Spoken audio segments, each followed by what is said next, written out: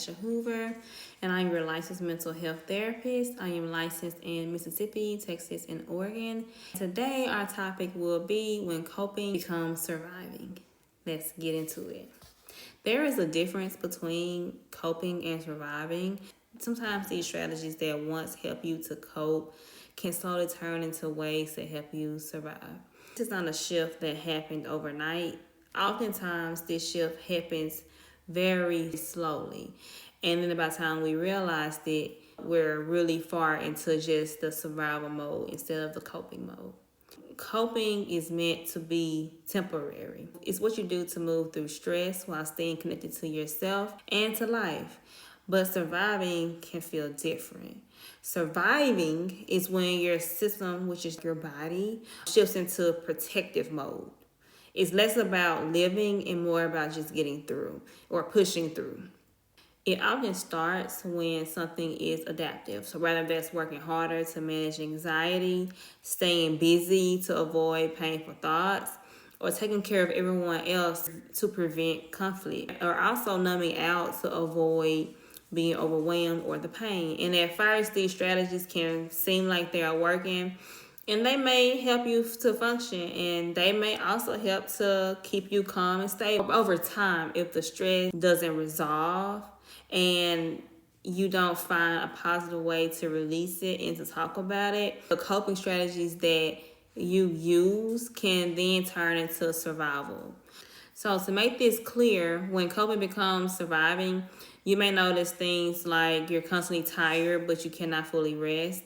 You may feel emotionally flat or disconnected. You avoid silence because your thoughts get louder, so you're always in your head. You keep yourself busy because slowing down feels unsafe. So you find yourself always having to do something. You cannot sit in the quiet. That is a concern. You don't feel present, just productive. You're doing things to just get through your day without actually enjoying the things that you are doing. Coping still allows space for joy, connection, and reflection, but surviving, it narrows the scope of your world. It's like your tunnel vision versus being able to look at things from a broader view, a broader perspective. When you are in the survival mode, it prioritizes safety over aliveness. And safety becomes defined as don't feel too much, or you don't need too much, or don't slow down. From a nervous system perspective, this makes sense. When stress is ongoing, whether it's relational stress, caregiving stress, or financial pressure, or even emotional isolation, your body adapts to this. Research on chronic stress shows that prolonged activation of the stress response shows how the body and brain function. This is sometimes called allostatic load. The allostatic load is the increased burden of stress over time. And so your body gets used to being in survival mode all the time. That goes back to that fight, flight, or freeze type of feeling. And eventually what happens is your body gets so used to being on the time that when you are calm, it feels unfamiliar or it feels different. So you're doing anything to where you don't have to sit in quiet or have quiet time.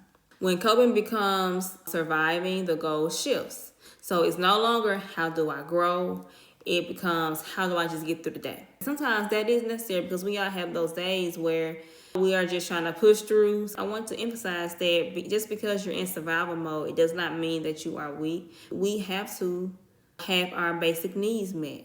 If you being in survival mode is getting those things met, you are functioning the best way that you know how. You just have to figure out healthier ways to make sure that it is not turned to just purely survival mode. And we figured those things out through therapy. Some people may have learned younger that emotions weren't safe. So they cope by becoming independent.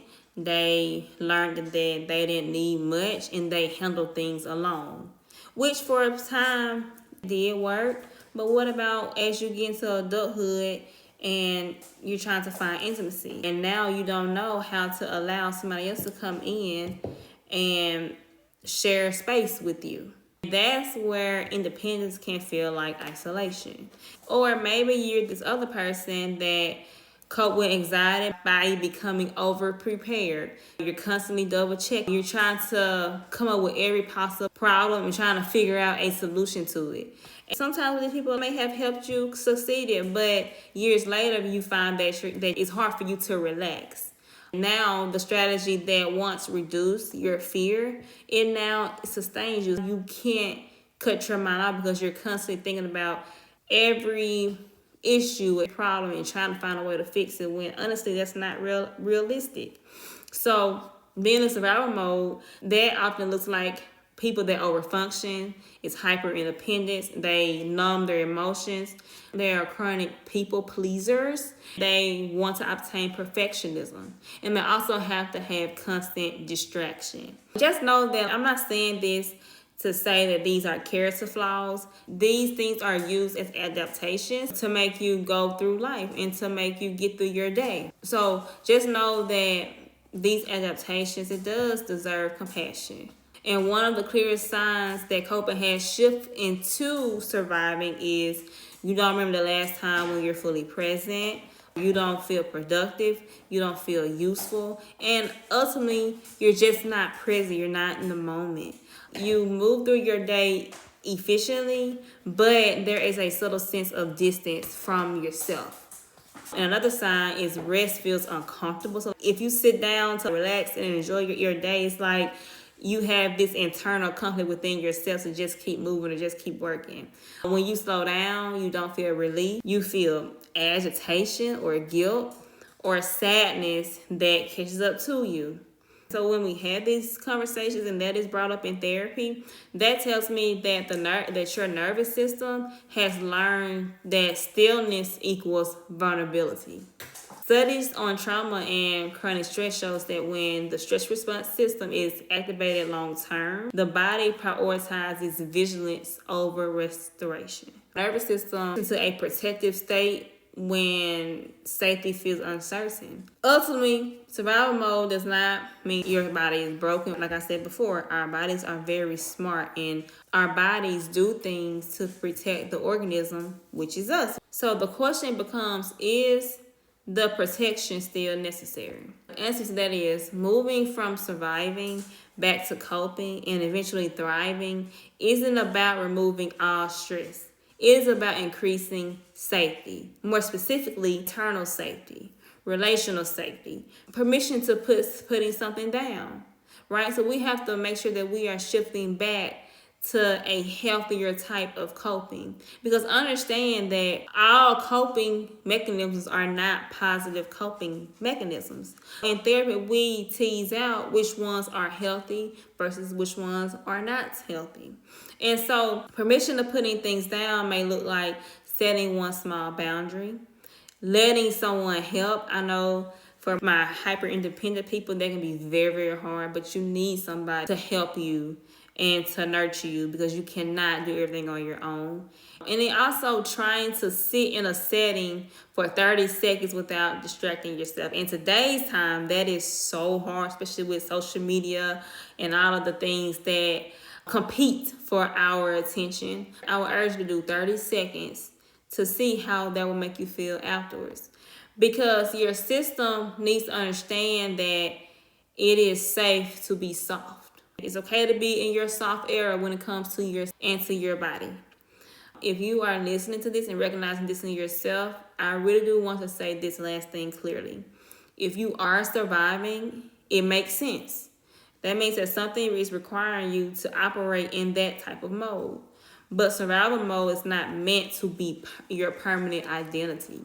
You are allowed to want more than just getting through life, getting through your day. You are allowed to want ease, and shifting out of survival doesn't happen all at one time. It takes time. It happens in small moments of safety, and then you have to repeat these things over time. If your coping has become surviving for you, start with being curious. Ask yourself, what am I protecting myself from? When did I learn that this strategy was necessary?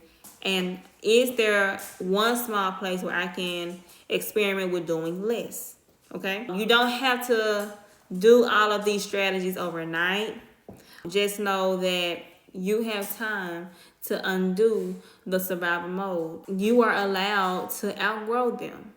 And sometimes healing, just know that it isn't always dramatic. It may be small, subtle shifts, and that's okay. Overall, I hope that this video was helpful. If you feel like this resonated with you and you want to learn more about this, I will have my website in the bio down below, and you can book a consultation with me. We can go from there.